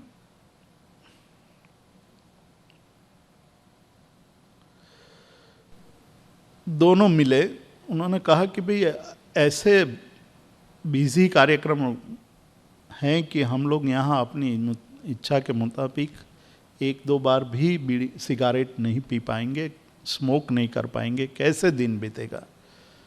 तो पहला कहता है कि भाई ये 1 घंटे का समय है, उसमें हम किसी तरह परमिशन ले लेंगे, जा कर के पूछ लेंगे कहीं कोई नियम का उल्लंघन ना हो जाए, बगीचा में जा कर के हम लोग सिगारेट पी लेंगे। तो उन्होंने कहा कि परमिशन तो लेनी पड़ेगी। पहले कहता है एक पादरी कि पहले तू चला जा, बाद में मैं जाता हूँ। तो पहला पादरी गया, वापस लौटा और बगीचे में जा कर के स्मोक करने लगा। तब दूसरा गया, उसने सोचा कि मुझे भी परमिशन तो मिल ही जाएगी। वो गया, परमिशन नहीं मिली, मुंह लटकाए हुए वापस आ रहा था। तब उसने कहा कि ये कैसी बात है, मैं गया, मुझे मना कर दिया और ये पादरी सिगारेट पी रहा है। उनके पास गया, उन्होंने कहा कि तुझे परमिशन मिल गई? तो कहा मुझे तो मिल गई, मुझे नहीं मिली। तो कहा क्या पूछा था? तो पूछा था कि प्रार्थना करते करते सिगारेट पी सकते हैं? तो उन्होंने मना कर दिया। तूने क्या पूछा था? कि मैंने पूछा था कि सिगारेट पीते पीते प्रार्थना कर सकते हैं, तो मुझे तो हाँ कह दी। हम लोग भी ऐसे ही गड़बड़ करते हैं। हम कहते हैं कि काम करते करते भगवान का नाम ले सकते हैं। हम इंडिया जाते हैं तो हमारे गुरुओं के पास जाकर कहते हैं कि महाराज कार ड्राइव करते करते स्तवन, चैत्यवंदन, व्याख्यान, प्रवचन ये सब सुन सकते हैं। महाराजों को क्या पता यहाँ की ज़िंदगी क्या है, वो तो कह देते कि हाँ हाँ सुन सकते हैं यदि कार चलाते। लेकिन हम देखते हैं कि हमारे मन में ये भाव पड़े हैं कि हम एक साथ 2, 4, 5 क्रिया करने की चेष्टा करते हैं, और कई कैसेट सुन लिए हैं अभी तक, अच्छे से अच्छे वक्ताओं के कैसेट सुन लिए, लेकिन कितना अंदर आए। कभी कुछ छोड़ने की बात आए तो हमारे पैर लड़खड़ाने लगते हैं। मैं कई बार कहा करता हूँ, बाद में बात करूँगा, अभी टाइम नहीं है, लेकिन जब त्याग की बात आती है तो हमारे मन में ये प्रश्न उठते हैं कि नहीं नहीं अभी नहीं, कल करेंगे, अभी तो बहुत देर बाकी है। तो हम जिस तरह इन पादरियों ने अपने मन की बातों को अलग अलग ढंग से रख करके अपनी इच्छा को परिपूर्ण किया, वैसे ही हम धर्म को अपने ढंग से, याद रखना कि धर्म को अपने ढंग से आचरण करने की चेष्टा करते हैं। हम चाहते हैं कि ऐसा भी कर ले, ऐसा भी कर ले, ऐसा भी कर ले, और धर्म करते रहेंगे। धर्म आत्मा के साथ जुड़ी हुई चीज है। धर्म सीधा अंदर उतरने की क्रिया है, और हमने सारी बातें उसको बाहर ही बाहर जोड़ दी है। इसलिए कहते हैं कि इन दिनों में मिथ्यात्व से निकल करके सम्यक्त्व, ममता से निकल करके समता, समता शब्द की बात करनी है, बहुत गंभीर बातें हैं। और हम लोगों ने ममता को अलग ढंग से समझा है, समता को तो समझे ही नहीं है। समता क्या है उसके हमें पता ही नहीं है। संभाव सामायिक करते हैं, लेकिन समता क्या है उसका पता नहीं है। उसकी बात बाद में करनी है। इन तीन बातों की जब अज्ञानता में से निकल करके सम्यक ज्ञान प्राप्त करने की जो कोशिश है, उसको प्राप्त करने के लिए ये 8 दिन हमारे सामने हैं। और इन 8 दिनों में हमें विभाव दशा में से निकल करके स्वभाव दशा की ओर आगे बढ़ना है। और उसके लिए 3 शुद्धि चाहिए। हृदय की शुद्धि, यानी अंदर से आप पवित्र होने चाहिए। यहाँ दूसरे को पवित्र दिखाने की जरूरत नहीं है, केवल अपने साथ निष्ठा, खुद की निष्ठा रखने की बात है। दूसरे के सामने अच्छे बनने की बात धर्म नहीं सिखाता है। धर्म सबसे पहले यही बात सिखाता है कि खुद के सामने अच्छे बनो। खुद के सामने खुद को अच्छा बनाने के लिए हमें हृदय की शुद्धि चाहिए। दूसरी बात, हृदय की शुद्धि के लिए चित्त की शुद्धि चाहिए, और चित्त की शुद्धि का परिणाम है आत्मशुद्धि। तो ये 3 शुद्धि अत्यंत आवश्यक है। हृदय की शुद्धि, चित्त की शुद्धि और आत्मशुद्धि। आत्मशुद्धि परिणाम है, चित्त शुद्धि और हृदय शुद्धि उसके मार्ग है। यदि हृदय शुद्ध है तो चित्त निश्चित रूप से शुद्ध हो जाएगा। हृदय में शुद्धि नहीं है, हृदय में कपट पड़ा हुआ है, माया पड़ी हुई है, मोह पड़ा हुआ है, ममता पड़ी हुई है, तो हृदय शुद्ध नहीं हो सकता है। और जिसका हृदय शुद्ध नहीं है उसका चित्त भी शुद्ध नहीं हो सकता है, और जिसका चित्त शुद्ध नहीं है उसके आत्मा की शुद्धि नहीं हो सकती है। तो आत्मशुद्धि का ये पर्व है।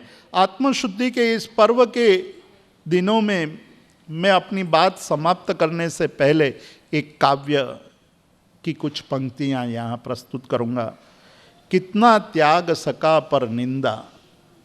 इन दिनों में ये सोचना है कि मैं पर की निंदा, अन्य की निंदा कितना छोड़ सका हूँ।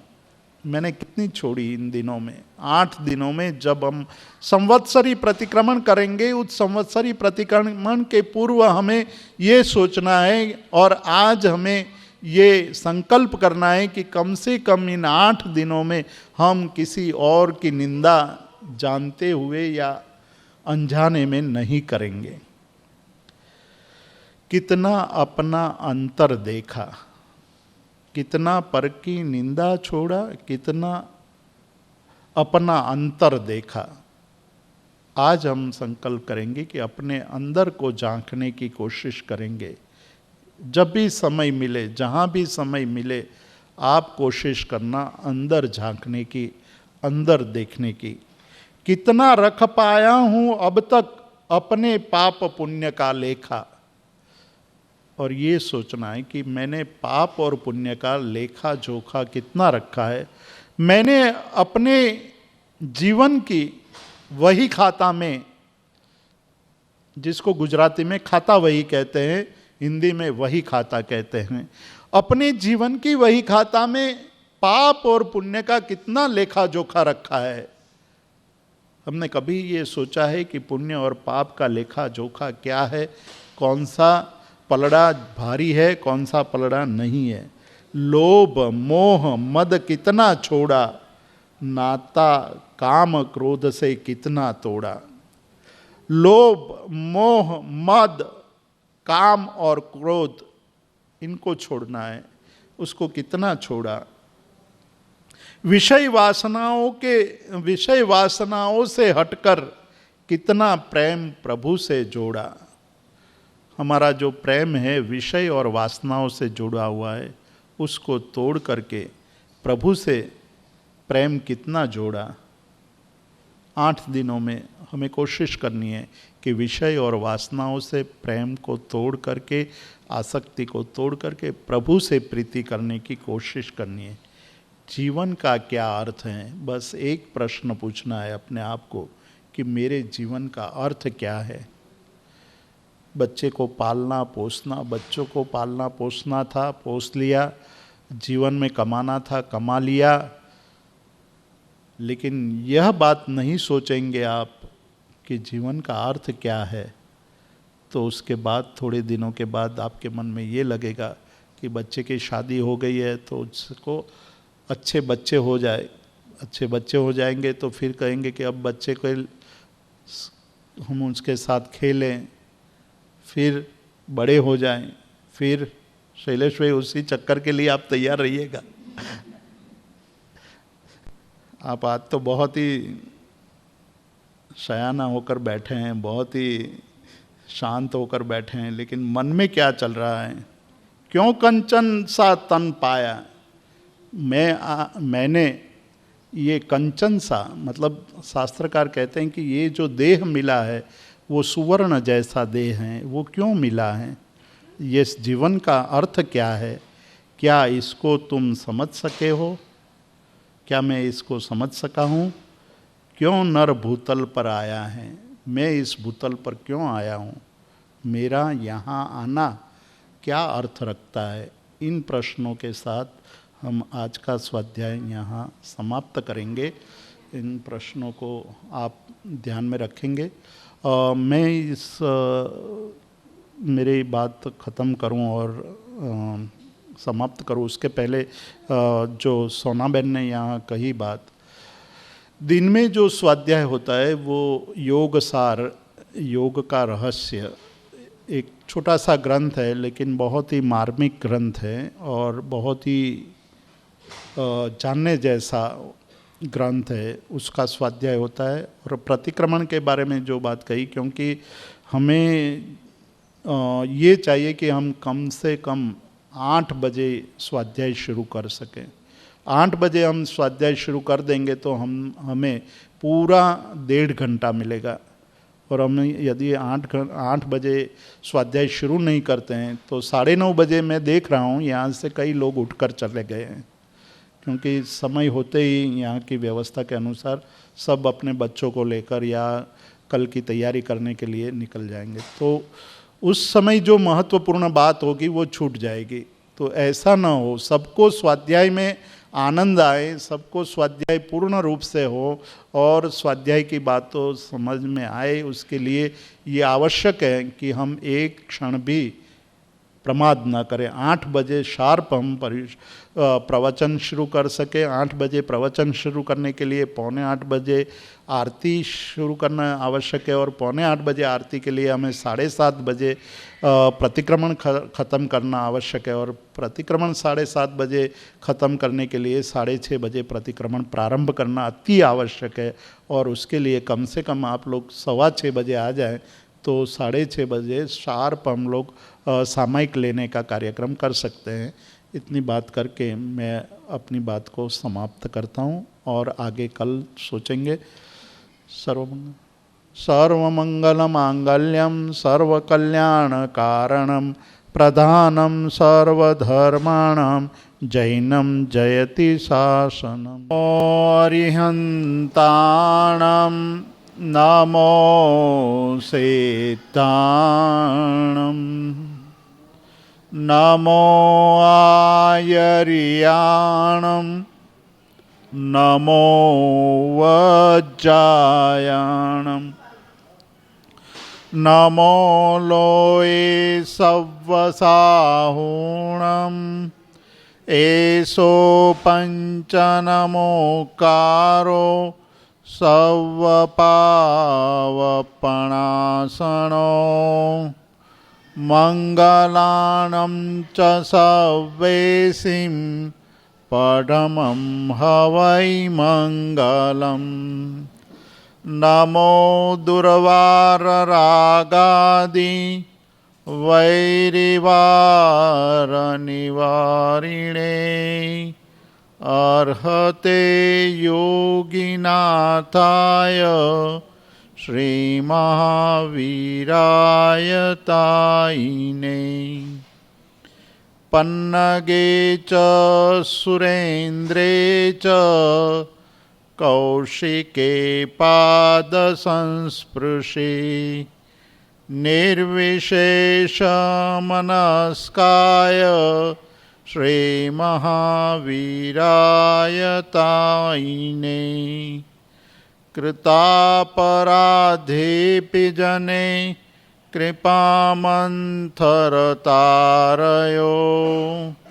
ईषद्बाष्पार्दयोर्भद्रं श्रीविरजिननेत्रयो श्रीविरजिननेत्रयो।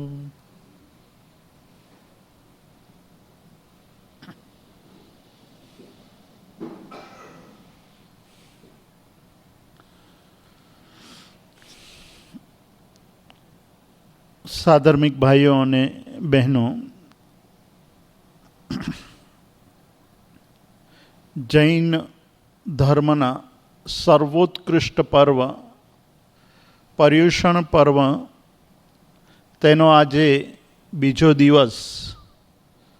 बीजा दिवसनी सांजे આપણે સૌ અહીં पर्युषण पर्वना રહસ્યને જાણવા, સમજવા અને પરમાત્માના માર્ગને ઓળખવાની માટે એકઠા થયા છીએ. ગઈકાલે આપણે પર્યુષણ પર્વનો શાબ્દિક અર્થ જોયો હતો. શાબ્દિક અર્થ આત્માની નજીક રહેવાના દિવસો.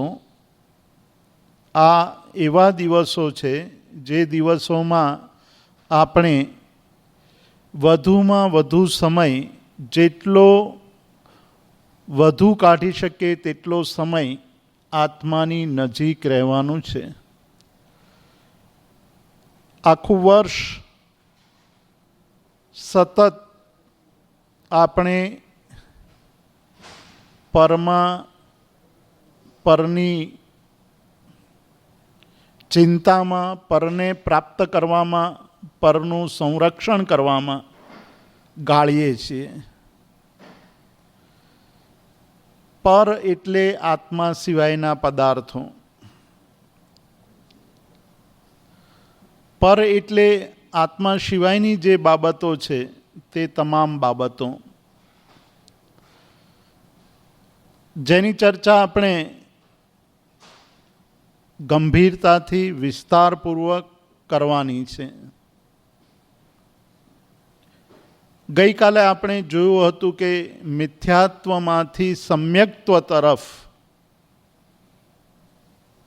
મમતામાંથી સમતા તરફ અને અજ્ઞાનથી સમ્યક જ્ઞાન તરફ જવાનું આ ઉત્તમ પર્વ છે. એના કારણે આ પર્વને લોકોત્તર પર્વ એવું જણાવવામાં આવે છે. આ પર્વમાં શું કરવું જોઈએ એવો પ્રશ્ન જ્યારે આપણા મનની અંદર ક્યાં જવું છે અથવા આત્મા સુધી જવા માટેનું આ પર્વ છે એવું સમજાઈ જાય પછી શું કરવું જોઈએ એવો પ્રશ્ન ઊભો થાય કે કેવી રીતે આપણે ત્યાં સુધી પહોંચી શકીએ.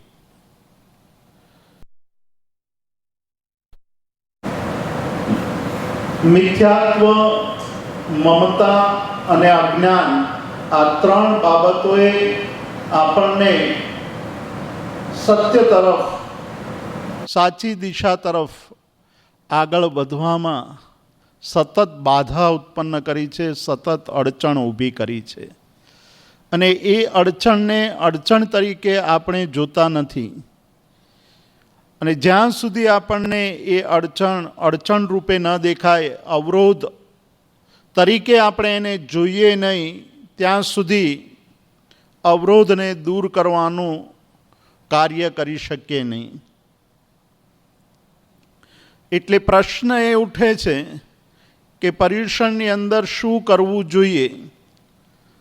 પર્યુષણની અંદર તપ કરવું જોઈએ? હા, કરવું જોઈએ. ગઈકાલે આપણે જોયું હતું કે પુણ્યનું પોષણ, પાપનું શોષણ. પુણ્યનું પોષણ કરવા માટે પુણ્યાત્મા એવા આત્માનું પોષણ કરવા માટે શરીરનું શોષણ આવશ્યક છે, અને શરીરનું શોષણ એ તપ છે. આત્માનું પોષણ કરવા માટે શરીરથી બહાર નીકળવું આવશ્યક છે. પૂજા કરવી જોઈએ તો હા, પૂજા પણ કરવી જોઈએ.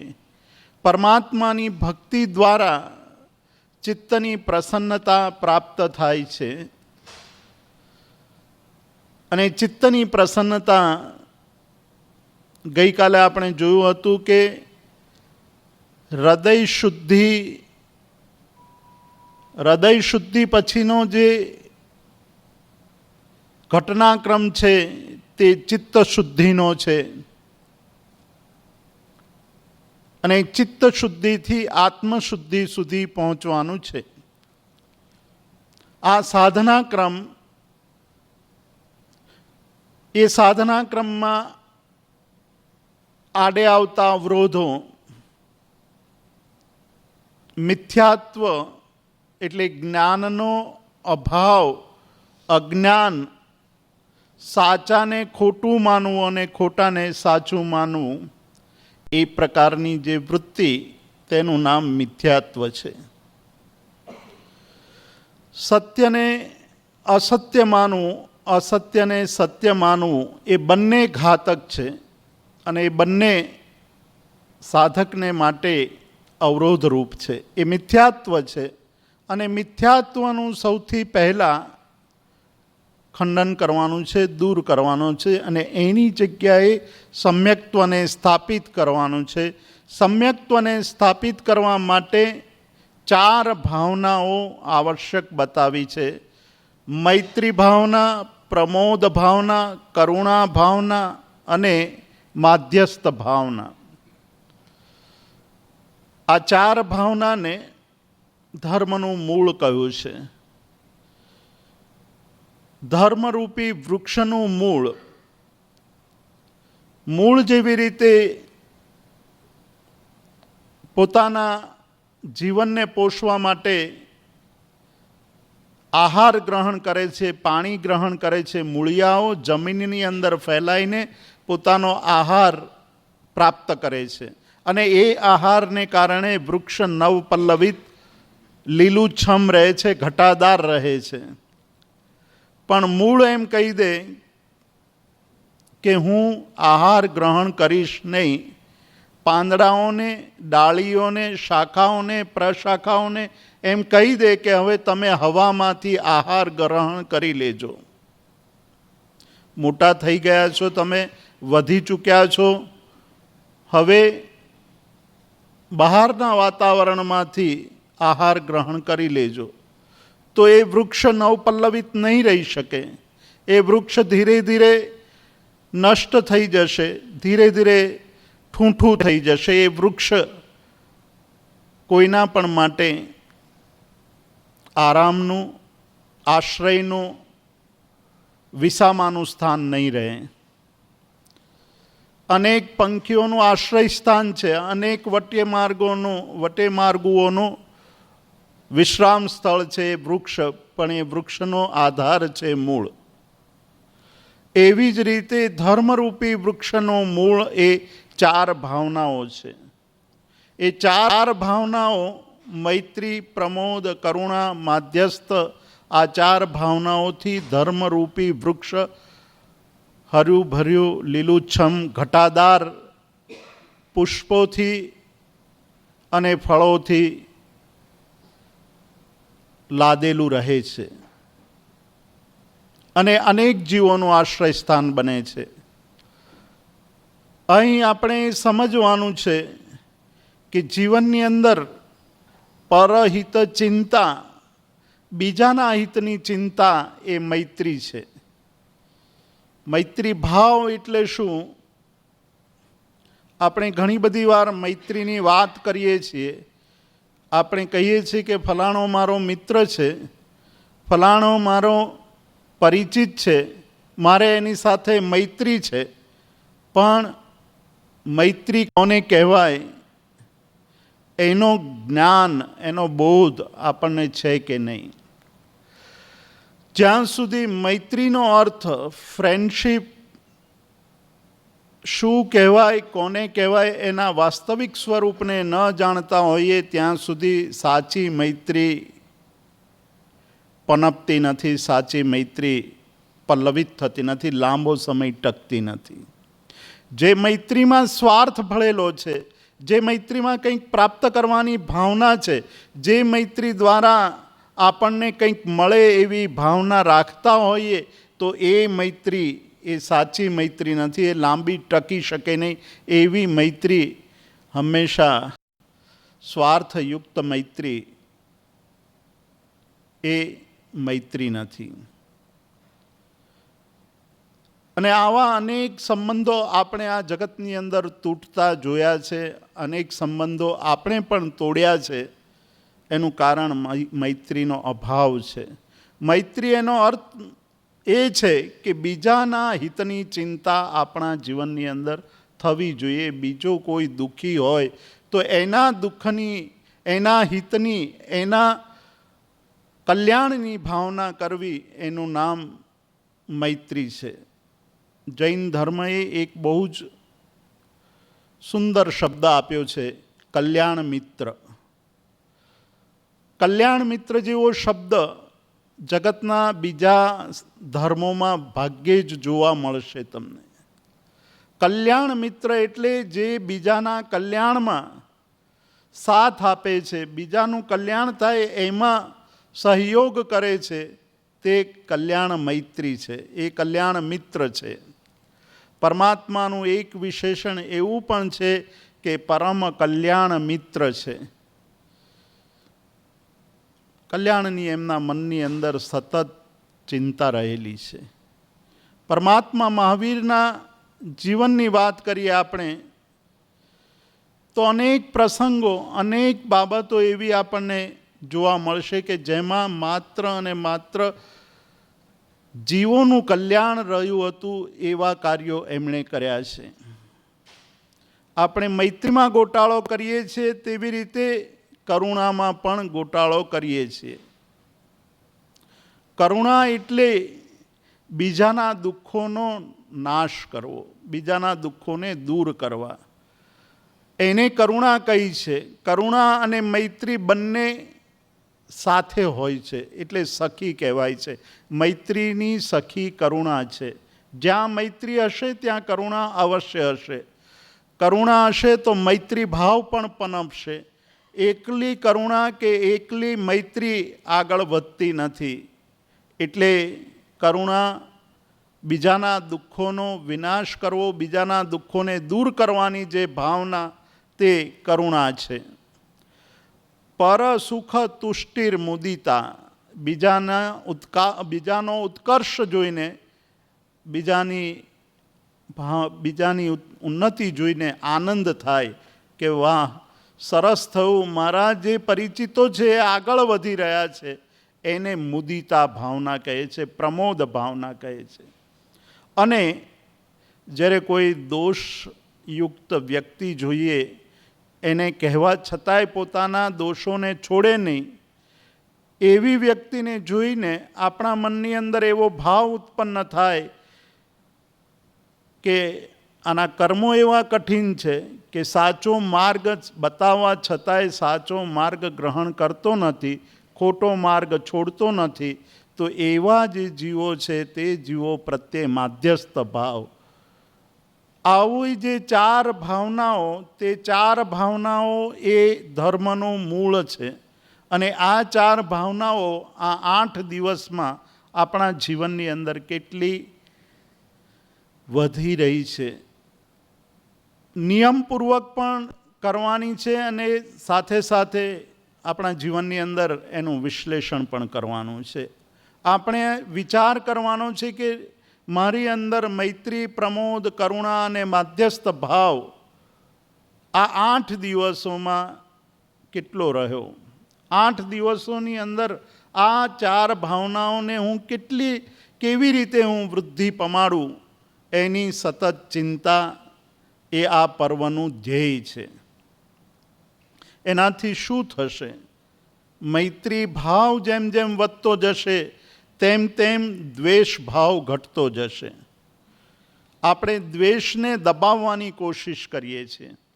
જેના પ્રત્યે દ્વેષ છે એ દ્વેષને આપણે દબાવવાની કોશિશ કરીએ છીએ અને દ્વેષને નિર્મૂળ કરવાને બદલે દબાવવામાં આવે છે ત્યારે એ દ્વેષ વધુ ખતરનાક બને છે.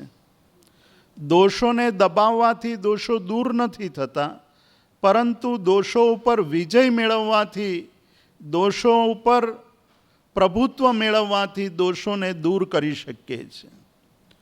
આ પ્રાથમિક સમજ અત્યંત આવશ્યક છે. આ પ્રાથમિક સમજ ન હોય તો ગોટાળો થવાનો. ગોટાળા કેવા કરીએ છીએ એને એક નાનકડી ઘટનાથી સમજવાની કોશિશ કરીએ. એક યુવતી, એને નવું લેપટોપ ખરીદવું હતું, એટલે એ લેપટોપ જે જગ્યાએ મળે તેવી દુકાને જઈ અને સેલ્સમેનને મળે છે. એને કહે છે કે મારે એક સરસ લેટેસ્ટ બધી જ સુવિધાઓવાળું, બધા જ ફીચર્સવાળું એક લેપટોપ ખરીદવું છે. એટલે એણે દુકાનદારે કહ્યું કે આ હમણાં જ આવ્યું છે, નવું છે, બધી જ સુવિધાઓ અંદર છે, તમે બધી જ રીતે એને સારી રીતે ઉપયોગમાં લઈ શકશો. કિંમત કઈ, નવું હતું, એમાં થોડું ડિસ્કાઉન્ટ પણ મળતું હતું. પેલી યુવતીને લાગ્યું કે આ બહુ સરસ છે, મારું બધું જ કામ આમાં થઈ શકશે. એણે ખરીદી લીધું. એ યુવતી બીજા દિવસે એકદમ નારાજ થતી, ગુસ્સે થતી પાછી આવી અને પેલા દુકાનદારને કહે છે કે તમે મને છેતરી, તમે મને કહ્યું કે આમાં બધું જ થઈ શકે એવું છે, પણ મારા જૂના કોમ્પ્યુટરનો ડેટા આમાં ટ્રાન્સફર થતો નથી. હું સેવ કરવા જાઉં છું ને સેવ થતો નથી. એટલે પેલો દુકાનદાર કહે છે કે એવું તો બને જ નહીં, કોઈ કાળે એવું બને નહીં. આ તો મશીન છે અને સામાન્ય રીતે મશીનનું કામ કરે. પેલી યુવતી કહે છે કે આ તમે લઈ લો, મારે મને પૈસા પાછા આપો. દુકાનદાર કહે છે કે પૈસા તમને પાછા મળી જશે, પણ મને બતાવો તો ખરા કે તમે કેવી રીતે તમારા જૂના કોમ્પ્યુટરનો, જૂના લેપટોપનો ડેટા તમે નવામાં ટ્રાન્સફર કરો છો, સેવ કરો છો. તો એણે કહ્યું કે મારી પાસે જે માઉસ છે એ માઉસ આ જૂના લેપટોપને લગાડું છું, રાઈટ ક્લિક કરું છું માઉસને અને ત્યાં કટનું બટન પ્રેસ કરું છું રાઈટ ક્લિકથી, અને આ માઉસ ફરી પાછું પેલા નવા કોમ્પ્યુટરને જોડું છું અને ત્યાં પેસ્ટનું બટન દબાવું છું. એ પેલો દુકાનદાર માથું કૂટે છે કે અરે શું કરે છે તું, આ આટલી પણ સમજ નથી. માઉસ ડિસ્કનેક્ટ કર્યા પછી ડેટા એમાં સ્ટોર થઈ શકે નહીં, નવા કોમ્પ્યુટરની અંદર એ ડેટા ટ્રાન્સફર થઈ શકે નહીં. આપણે હંમેશા એક નવું પર્યુષણ આવે છે, એમાં કોઈક આ શાસ્ત્રોનો નવો ડેટા સ્ટોર કરવાની કોશિશ કરીએ છીએ અને થોડા દિવસ વીતે છે, પર્યુષણ વીતી જાય છે, સ્ટોર થતો નથી અને આપણને એમ થાય છે કે આ પર્યુષણ જે કંઈ કહ્યું છે એ 2500 વર્ષ પહેલાંનું છે, આજનું કશું નથી. હું એક વાત કહેવા માગું છું અને એ વાત બહુ ગંભીરતાથી વિચારવા જેવી છે કે પરમાત્મા મહાવીર અને આપણી વચ્ચે શું ફરક છે.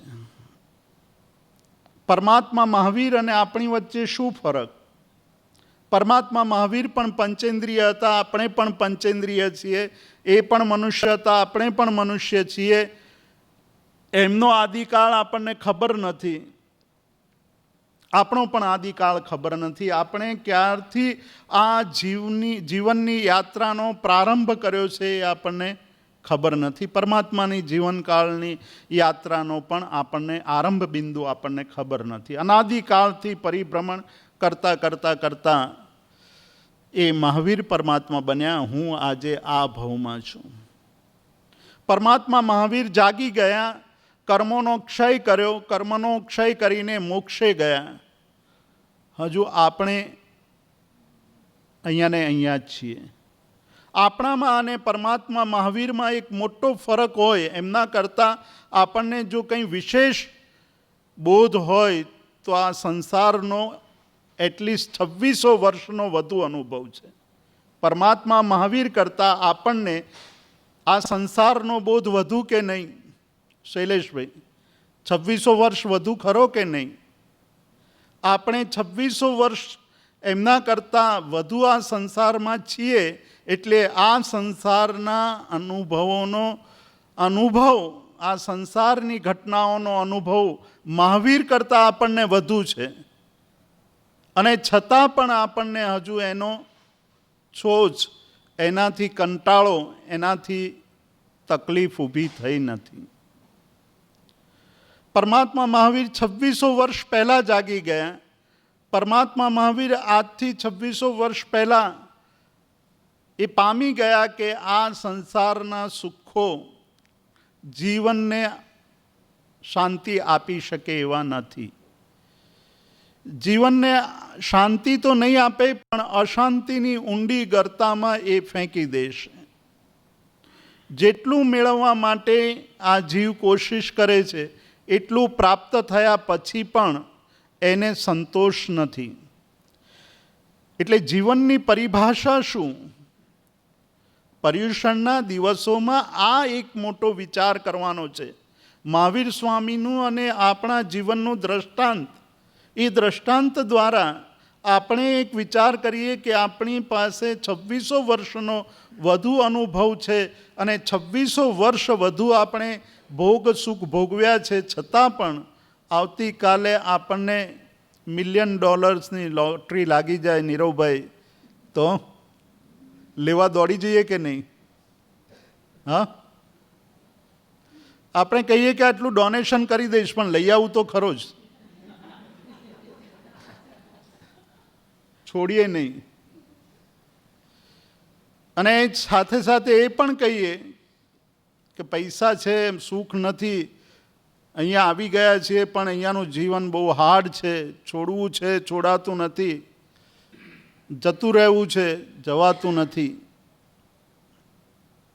કબીર એક વાત કર્યા કરતા હતા કે હું માણસોને મળું છું, માણસોની સાથે ચર્ચા કરું છું, ત્યારે એમ કહે છે કે હું બંધાયેલો છું, મુક્ત થવું છે પણ મુક્ત થઈ શકાતું નથી. આ એવી જ પરિસ્થિતિ છે કે કોઈ એક માણસ થાંભલાને પકડીને ઊભો હોય અને કહે છે કે આ થાંભલો છૂટતો નથી. માણસે થાંભલાને પકડ્યો છે કે થાંભલાએ માણસને પકડ્યો છે? વસ્તુ એ માણસને પકડી છે કે માણસે વસ્તુને પકડી છે? એ વિચાર કરવાનો છે. એટલે આ પર્યુષણ પર્વની અંદર જીવનની પરિભાષા શું, જીવન કોને કહેવાય, જીવન શું છે, એનું ચિંતન એ બહુ મહત્વનો પ્રશ્ન છે. કદાચ આપણે આજ સુધીના પર્યુષણોમાં એ વિચાર નહીં કર્યો હોય કે જીવનનું લક્ષ્ય શું છે, જીવનની પરિભાષા શું છે, જીવનની વ્યાખ્યા શું છે, કોને જીવન કહેવાય. તત્વજ્ઞાનીઓ, ચિંતકો કહે છે કે આ જીવન એવું છે કે જેને ક્યારેય પણ સંતોષ આપી શકાય નહીં. તમે ગમે તેટલું મેળવો તો પણ અસંતોષી રહે. પૈસા મળી ગયા પછી પદ મેળવવા તરફ દોડે, પદ મળી ગયા પછી પદને ટકાવી રાખવા માટેની કોશિશ કરે. પદ ટકી જાય તો એવા બીજા કોઈ એ પદ સુધી ન પહોંચે એના માટેના પ્રપંચ શરૂ થઈ જાય. એટલે સતત આ આશાઓ અને ઈચ્છાઓની વચ્ચે આ જીવન અટવાયા કરે છે, અથડાયા કરે છે, કૂટાયા કરે છે. ક્યારેય પણ આ જીવનને ફૂલ્લી સેટિસ્ફાઈડ આપણે કરી શકતા નથી. આ જીવનની પરિભાષા છે. જીવનની આ પરિભાષાને બરાબર સમજવી, એ સમજાઈ જાય તો કલ્યાણ થઈ જાય. એ સમજાતું નથી એટલે કલ્યાણ નથી થતું. એમાં ઘણા બધા કારણો છે, કોઈ એક કારણ નથી, પણ આ સૌથી મોટામાં મોટું કારણ છે કે જીવનની પરિભાષા સમજ્યા નથી. અને અધ્યાત્મના માર્ગે જઈએ છીએ તો અધ્યાત્મની પરિભાષાને પણ સમજતા નથી, અને એ અધ્યાત્મની પરિભાષા ન સમજવાને કારણે આ જીવ ફરી ત્યાં પણ દુઃખી થાય છે. એક યુવાન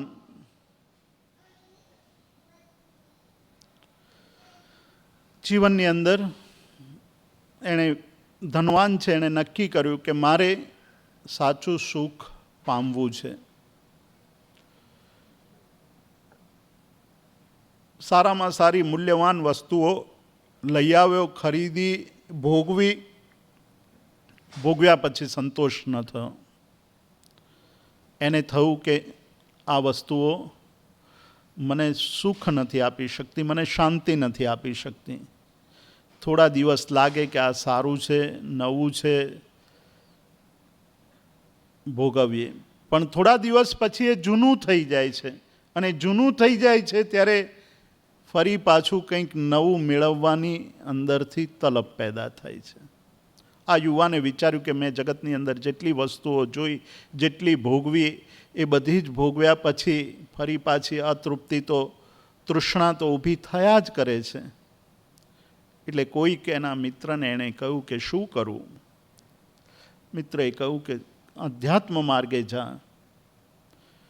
અધ્યાત્મના માર્ગે, ધર્મના માર્ગે એ આગળ વધે છે. જુદા જુદા ધાર્મિક નેતાઓને મળે છે, તથાકથિત ધાર્મિક નેતાઓને મળીને એમની પાસેથી માર્ગદર્શન મેળવે છે. એ પ્રમાણે એ પોતે જીવન જીવવાની કોશિશ કરે છે. કોઈક કંઈક કહે અને કોઈક કંઈક કહે. જેણે પહેલાં કંઈક કહ્યું છે એની વાત જીવનમાં ઉતાર્યા પછી એને લાગે કે આનાથી સુખ મળતું નથી. બુદ્ધના જીવનમાં પણ એવું બન્યું હતું. બુદ્ધ જ્યારે મહાભિનિષ્ક્રમણ કરે છે, એટલે સંસારનો ત્યાગ કરીને, ગૃહનો ત્યાગ કરીને, મહેલ છોડીને જંગલમાં નીકળ્યા છે, ત્યારે સાધના કરે છે. 6 વર્ષ સુધી જુદા જુદા ગુરુઓ પાસે ગયા છે, અને ગુરુઓ પાસે જઈને એ વિચાર કરે છે કે મને આની પાસેથી સાચું જ્ઞાન મળી જશે, આની પાસેથી મળી જશે, આની પાસેથી મળી જશે, પણ મળ્યું નથી. એવું આ યુવાનનું થયું છે. એક દિવસ આ યુવાન એનાથી પણ કંટાળી ગયો. એટલે ધર્મોના જુદા જુદા આચરણો કરતાં કરતાં એ કંટાળ્યો. એટલે એણે વિચાર કર્યો કે આ પણ નકામું છે. એ છોડવાની તૈયારી કરતો હતો, એટલે ધર્મનો માર્ગ પણ છોડવાની તૈયારી કરતો હતો. ત્યારે એના એક મિત્રએ કહ્યું કે ફલાણા નગરની અંદર એક બહુ મોટા યોગી છે, એની પાસે જાય, એ તને સાચો માર્ગ બતાવશે.